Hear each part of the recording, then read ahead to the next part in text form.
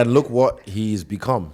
Look where he is now. Shaman. Bro, monster.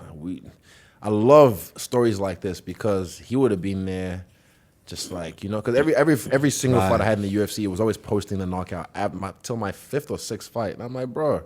He was posting your knockouts? Every single fight. After every fight, he would post him knocking me out and saying something. Oh, okay. So I'm just he's trying to get his shot. Yeah, I'm like, bro, let it go. Yeah. You won. People do that.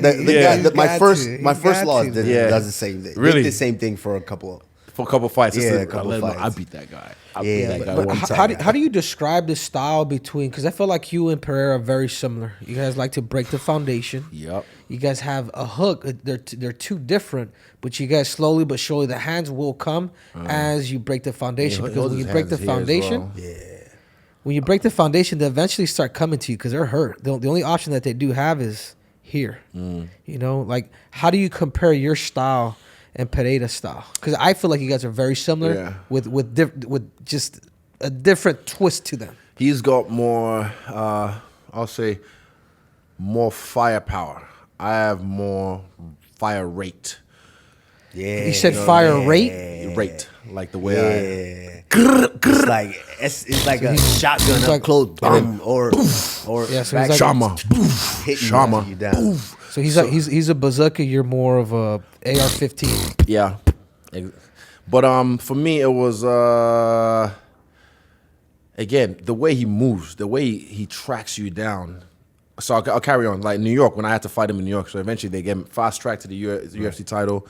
I had to fight him in New York, biggest stage in the world, MSG, and again similar. I heard him, had him rocked, end of the first round. Right. Fucking kept on beating him the rest of the fight, kept on beating him. And then 5th round, he just gets this energy. And again, look, people talk about the spirit realm and stuff. That shit is real. If you're Nigerian, you understand. All the juju is happening. The village people are praying. Yeah. They're doing their own rituals. You guys let me in on it. What you guys? you guys talking about my dick again, dude? It's 12. I already told you, dude. No, but honestly, man, he just has this thing.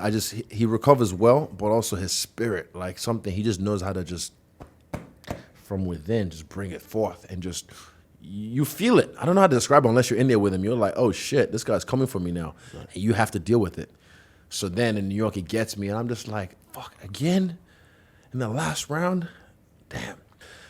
And then I had my moment right here in the 305, sweet Miami, where I just went to a different place for that camp, man. I fucking just had to really dig deep within myself. And I did everything to make sure I left no stone unturned. And 2 weeks out from the fight, I did my knee. I was like, in training, bad takedown.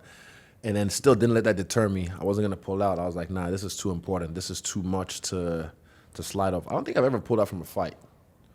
Pull-out game strong, though.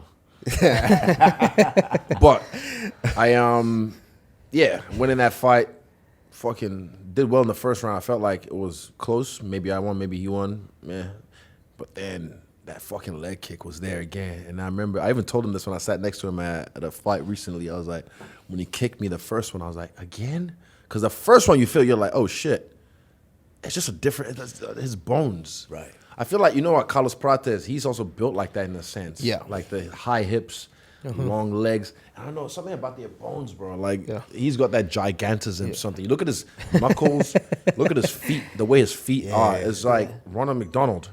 Like, just big fucking feet. Heavy. Like So for me, I felt that I was like, again. And then he compromised my leg.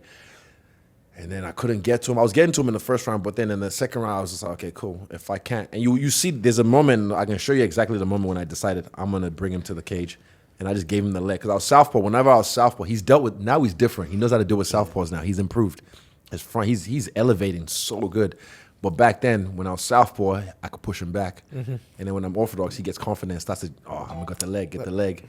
But I just gave it to him. I was like, all right, cool. And I had my moment, and that's all she wrote. And that was the end of that chapter.